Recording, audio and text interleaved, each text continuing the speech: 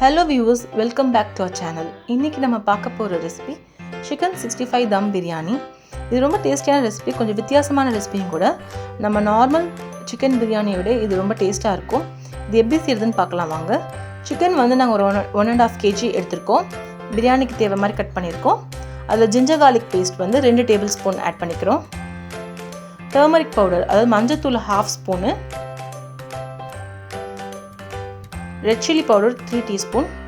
நம்ம நார்மலா chicken 65 க்கு எப்படிலாம் மசாலா கொடுப்போமோ அதே மாதிரி தான் கொடுக்க போறோம். ஆனா நிறைய மசாலா இதுக்கு நம்ம போட தேவையில்லை. கொஞ்சம் திட்டமா போட்டுக்கிட்டாலே போதும். கரம் மசாலா 1/2 ஸ்பூன்.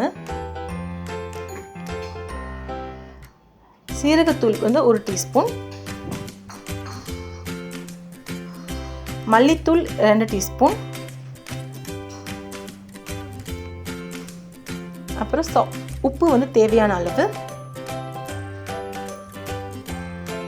எலுமிச்சை சாறு, ஒரு எலுமிச்சை பழத்தோட சாறு, இதெல்லாம் போட்டு நல்லா மிக்ஸ் பண்ணிக்கணும். மிக்ஸ் பண்ணிவிட்டு நம்ம மேரினேட் பண்ணணும். ஒரு 1 hour மேரினேட் பண்ணணும். இதில் வந்து ரொம்ப நம்ம வந்து சிக்கன் 65 போடுற மாதிரி ரொம்ப நிறைய மசாலா போட தேவையில்லை. ஏன்னா வந்து நம்ம இதை வந்து ஆயிலில் ஃப்ரை பண்ண போகிறோம். இதே ஆயிலை தான் நம்ம வந்து பிரியாணி தாளிக்கும் போது யூஸ் பண்ண போகிறோம். நல்ல ஒரு ஆயில் வந்து கொதிச்சதுக்கப்புறமா இதை ஃப்ரை பண்ணணும். அதே நேரத்தில் இந்த சிக்கன் வந்து ஃபுல்லாக குக் ஆகிடக்கூடாது. ஃப்ரை பண்ணும் போதும் ஒரு 85% குக் ஆனால் போதும். 85 to 90% குக் ஆனால் போதும். ஏன்னா நம்ம திருப்பி இது தம் போட போகிறோம். நம்ம ஏன் அதிகமான மசாலா ஆட் பண்ண வேணாம்னு சொல்லலாம், இந்த மசாலா ஃபுல்லாக அந்த ஆயிலில் இறங்கிடுச்சுன்னா அதே ஆயில் தான் நம்ம வந்து சிக்கனுக்கு பிரியாணிக்கு யூஸ் பண்ண போகிறோம். இப்போ பார்த்தீங்கன்னா ஃப்ரை ஆன சிக்கனை எடுத்தாச்சு.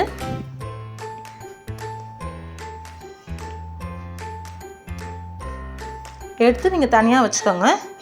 இதே ஆயிலில் தான் நம்ம பிரியாணிக்கு இப்போ யூஸ் பண்ண போகிறோம். ஒரு 200 ml ஆயில் இருக்கும். அதில் கம்மியாக இருந்தால் நீங்கள் இன்னும் கொஞ்சம் வேணால் ஆட் பண்ணிக்கலாம். அதில் வந்து கிராம்பு, பட்டை, ஏலக்காய் எல்லாம் ஆட் பண்ணியாச்சு. ஒரு 1/4 கிலோ வெங்காயம் இந்த மாதிரி நல்லா ஸ்லைஸ் பண்ணது போட்டு இதில் வதக்கணும். அதே மாதிரி இன்றைக்கி நாங்கள் செய்ய போகிற பிரியாணியில் பார்த்தீங்கன்னா நம்ம வந்து சிக்கனில் வந்து ரெட் சில்லி பவுடர் யூஸ் பண்ணதுனால வெறும் க்ரீன் சில்லிஸ் வச்சே தான் இந்த பிரியாணி பண்ண போகிறோம். உப்பு தேவையான அளவு ஆட் பண்ணிக்கோங்க. இது வந்து ரொம்ப டிஃப்ரெண்ட்டாக இருக்கும் ஃப்ளேவரில். இந்த க்ரீன் சில்லிக்குன்னு ஒரு தனி ஃப்ளேவர் இருக்கும்ல, அது இருக்கும். இஞ்சி பூண்டு விழுது வந்து 2 டேபிள்ஸ்பூன். உங்களுக்கு இல்லை வேணும் எங்களுக்கு வந்து ரெட் சில்லி பவுடரோட இதுதான் பிடிக்கும்னா நீங்கள் ஆட் பண்ணிக்கலாம், அவங்களோட இஷ்டம். இப்போது ஒரு கைப்பிடி அளவு புதினா எல்லாம் ஆட் பண்ணிக்கிறோம்.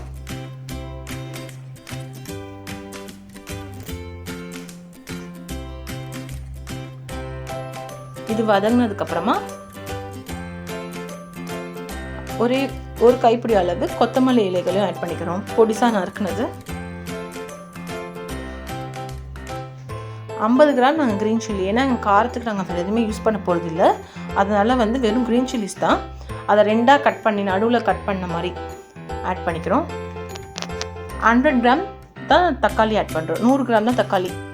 ஏன்னா நாங்கள் வந்துட்டு தக்காளி வந்து அதிகமாக ஆட் பண்ணால் வந்துட்டு கொஞ்சம் ரைஸ் வந்து சம்டைம்ஸ் வந்து டொமேட்டோ ரைஸ் மாதிரி கூட ஃப்ளேவர் வந்துடும். அதுக்கு பதிலாக நாங்கள் தயிர் தான் நிறைய ஆட் பண்ணுறோம். இப்போ தக்காளி வதங்கினதுக்கப்புறமா நம்ம ஃப்ரை பண்ணி வச்சுருக்க சிக்கன் 65 பீசஸை போட்டுடுறோம். பார்த்தீங்கன்னா உங்களுக்கே தெரியும் சிக்கன் 65 பீசஸ் வந்து ரொம்ப ஃப்ரை ஆகலை எங்களுது.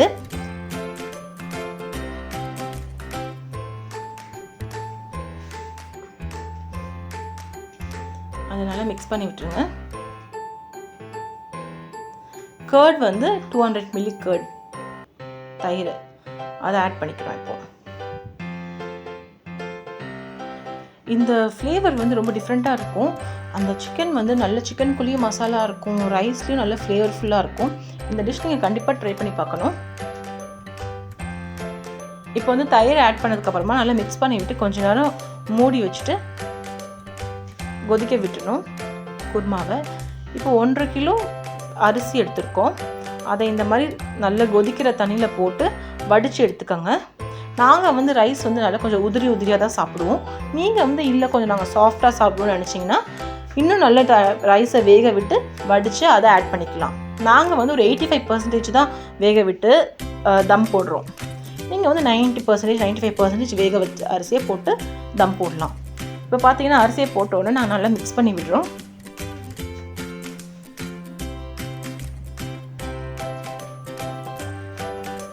இப்போ நாங்கள் 80 to 85% ரைஸ் வேக வச்சு எடுத்துருக்கோம். அதனால மிக்ஸ் பண்ணும்போது அரிசி வந்து உடையாது. இதுவே வந்து நம்ம ரொம்ப நல்லா அரிசி குக் பண்ணிட்டோம்னா மிக்ஸ் பண்ணும்போது அரிசி உடைஞ்சிரும். லெவல் பண்ணிவிட்டு திருப்பியும் வந்து தம் போட போகிறோம். மூடி தம் போட்டுருங்க. நாங்கள் வந்து இப்போ இன்றைக்கி ஃபுட் கலர் ஆட் பண்ணுறோம். உங்களுக்கு ஃபுட் கலர் வந்து இஷ்டம் இல்லைன்னா நீங்கள் ஆட் பண்ண தேவையில்லை.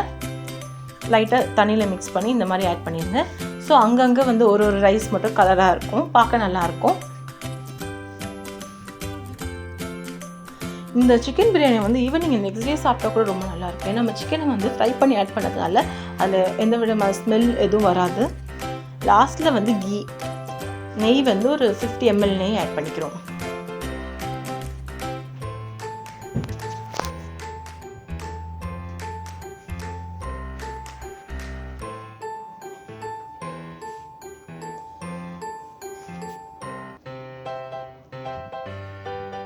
இது பார்த்தீங்கன்னா நீங்கள் ரொம்ப குயிக்காக செஞ்சிடலாம். ஏன்னா சிக்கன் வந்து வேகிறதுக்கு வந்து ரொம்ப நேரம் டைம்லாம் எடுக்காது. அதுமாதிரி ரொம்ப டிஃப்ரெண்ட்டாகவும் இருக்கும். இப்போ நம்மக்கிட்ட இருக்க கொத்தமல்லி இலைகளில் கொஞ்சம் மிச்சம் இருக்கிறத மேலே கார்னிஷிங் மாதிரி போட்டுடுறோம். நீங்கள் தம் போடும்போதும் ஃப்ளேம் வந்து ஸ்லோவில் தான் தம் போடணும். ஃபாஸ்ட்டில் வச்சா பிடிச்சிடும். இப்போ பார்த்தீங்கன்னா நம்ம ரைஸ் வந்து சாஃப்டாக உதிரியாக இருக்குது.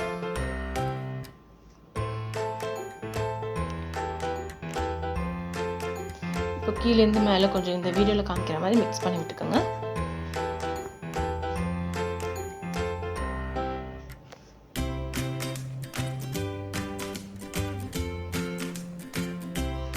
இப்போ நம்ம பிரியாணி ரெடி ஆகிடுச்சு.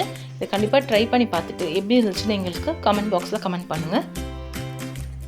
இந்த வீடியோ பிடிச்சிருந்தால் லைக் பண்ணுங்கள், ஷேர் பண்ணுங்கள், சப்ஸ்கிரைப் பண்ணுங்கள். எங்களை இன்ஸ்டாகிராம் அண்ட் ஃபேஸ்புக்லேயும் ஃபாலோ பண்ணுங்கள்.